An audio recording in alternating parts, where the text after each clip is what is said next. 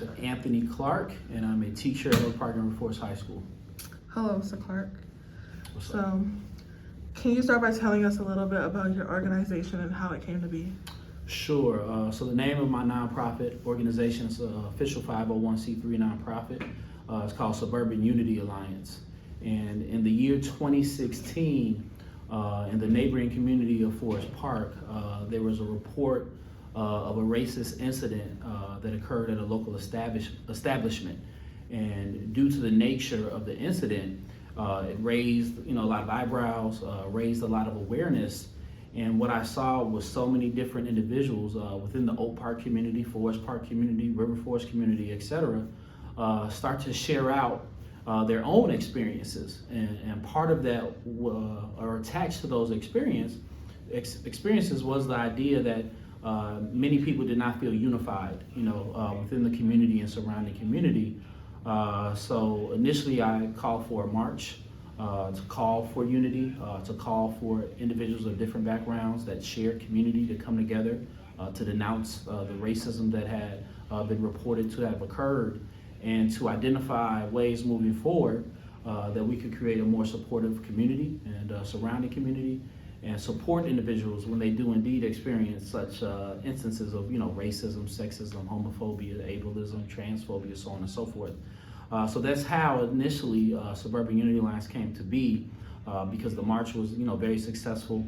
Hundreds of people attended, including teachers from Oak Park River Forest High School, students at the time at Oak Park River Forest High School, teachers and students from surrounding areas, and of course family and community members. And from that it kind of just snowballed into creating an official organization that primarily targeted equity work within the Oak Park community and surrounding areas. What are the biggest equity challenges you see in our school and community? Definitely. Again, I'm just making an I statement. I don't want to speak for anyone else, but I think the ultimate issue is economics.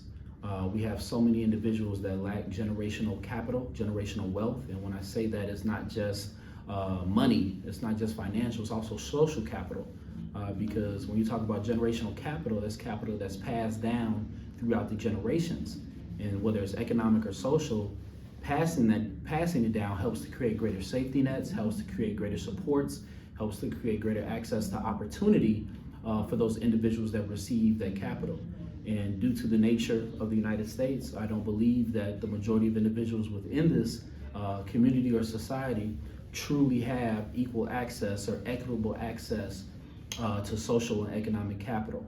And even to tie it into Martin Luther King Jr., right before he was assassinated, right before he was murdered, he was actually leading a workers' march, a march and a movement for workers' rights, because he himself, in all of the great work that he had done, that continues to have a legacy, recognized the issues with the economic struggle and the class struggle that exists in our society. So, primarily, that's what we look to focus on. Supporting individuals and trying to create greater capital for them that hopefully leads to generational capital that they could then pass down. And one example would that be on the economic side is oftentimes when a homie passes away, a friend or family, in our communities, in our society, what do we often see? GoFundMe accounts. Someone has to launch a GoFundMe account to pay for the funeral services and just to provide support for family and loved ones that are left behind. But instead of that, what may it mean to have a life insurance policy? Because life insurance policies, provide protection and provide opportunities to actually build wealth for individuals that have them. And then on the other end, socially, okay, you have money, but what do you do with it? So how do we build financial literacy? Providing lessons, providing education on understanding the importance and value of money, how to invest it, and how to utilize the money that you have, to not only budget, but to hopefully build wealth for yourself, to create greater safety nets and supports and opportunities for your children and hopefully your children's children. What is your favorite Dr. King motto, and how do you showcase that into your own service? Quote or motto? Or yeah, like quote. Quote. I'm going to paraphrase it, but I've often paraphrased it because I think it's so true. Because I think oftentimes the majority of us in our community, we see issues that exist, right? We see something that's occurring that needs to be addressed, But often we're like, well, who am I? You know, I'm just a teacher at Oak Park River Forest, or I'm just a student, or I'm just 16 years old, or I'm 15, or I'm too old. You know, we always, and it's almost natural, we inherently find excuses or reasons to convince us that we can't do anything about it. We recognize the issue, but we can't really do anything about it. And Martin Luther King has a quote that states that if you can't fly, then run. If you can't run, then walk. And if you can't walk, then crawl. But whatever you do, keep moving forward. And to me, that lets each and every one of us know that not everyone's going to be a Dr. Martin Luther King Jr., you know, but you don't have to be. You don't have to fly to move forward and help make a difference. Some of us are going to crawl in our role. You know, some of us may walk, and some of us may start out crawling and end up flying. But at the end of the day, we all have the ability to give back. We all have the ability to make a difference systemically, and it often starts in our small circles, within our homes, right? Within your friend spaces, when you with your family, you know, for Thanksgiving or Christmas or whatever you may celebrate within your community and family, we have an opportunity to craft our circles. What will we accept and what will we not accept? You know, and I'll end with a perfect example for myself. You know, I'm Black, you know, so I've directly experienced racism. I also identify as a man. I have never experienced sexism, right? But because I know how racism made me feel, how racism makes others feel, I don't have to 100% understand how sexism makes someone else feel to recognize that it's an ism, it's an oppressive ism, and it's wrong. So I can utilize the privilege that I have as a male within a sexist society to get behind women and those that are impacted by sexism to empower them. And then that should also be vice versa in reference to individuals that don't directly experience racism, but experience other isms. It's about that empathy component. And when you look at it that way, I've had family members that I've had to check, or family members that I've had to cut off, or not surround myself with because they're sexist, because they're homophobic, because they're ableist. I don't allow those conversations or accept those conversations within my spaces, because once you accept a conversation, what can a conversation grow to? Conversations can grow to ideas. Ideas can grow to actions. So if it starts out as an oppressive conversation, it can end or lead to an oppressive action impacting someone else.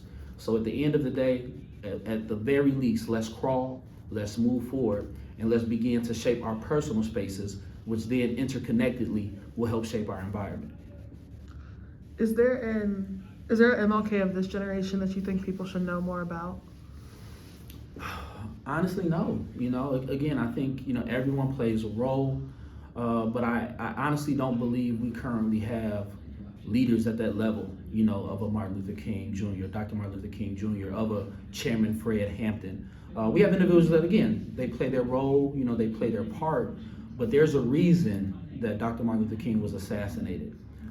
At that time in his life, he was too dangerous to the powers that may be to continue to live. You know, he was too dangerous based upon his work, based upon attacking the economy and everything he was trying to continue to do to live. And I don't necessarily see any leaders currently within this technology age, you know, you have social media, so on and so forth, that are truly pressing the issue to the point where they're too dangerous to be on this earth, you know, because I think Dr. Martin Luther King was in a path of unifying. Similar to, you know, Chairman Fred Hampton, similar to other individuals, where they were unifying beyond race, unifying beyond gender, and truly attacking what I personally believe is the ultimate war, and that's class warfare. So no, I can't think of anybody but I believe there's thousands and thousands of people that are inspired by him, right? And every day we hear somebody quote him, you know, but don't just quote him. It's easy to do that. Understand his actions and understand what those quotes really meant, and also recognize, based upon his work, before he was assassinated, he was one of the most hated individuals within America. That's just not on one side of the aisle or the other. The majority of America voted that he was unfavorable. And because change isn't easy, change is scary, and when you're really trying to, you know, paradigm shift and change things systemically, you're going to create a lot of enemies. Thank you for your time today, Mr. Clark. One final question. If you could ask Dr. King one thing, what would it be and why? I'll keep it 100. I'll keep it real. Does he feel like his work and everything that he sacrificed was worth it? You know, because I think when we look at the civil rights movement, when we look at the end of segregation, when we're talking about desegregation and integration of school settings and so on and so forth.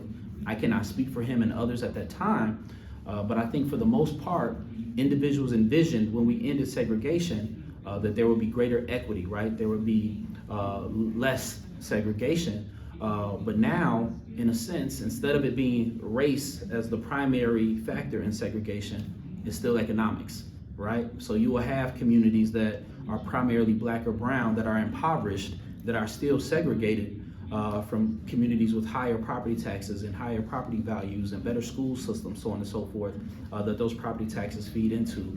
So yeah, that'll be my question for him. Does he feel like the civil rights movement, looking at where we are now in 2023, truly, got close to or met his goal and his ideas of what society should look like, or would he change anything, So I think that's what I would ask him if I could sit next to that great man and ask him a question. Are there any regrets?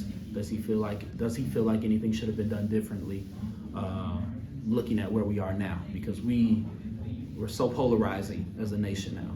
There's segregation still exists. There's high poverty rates that still exist. I mean, we have the Poor People's Campaign for a reason, because poverty is a huge issue. And racism, sexism, ableism, anti-Semitism, transphobia, all these isms and phobias still exist. So yeah, just ask them that. Thank you. Thank you.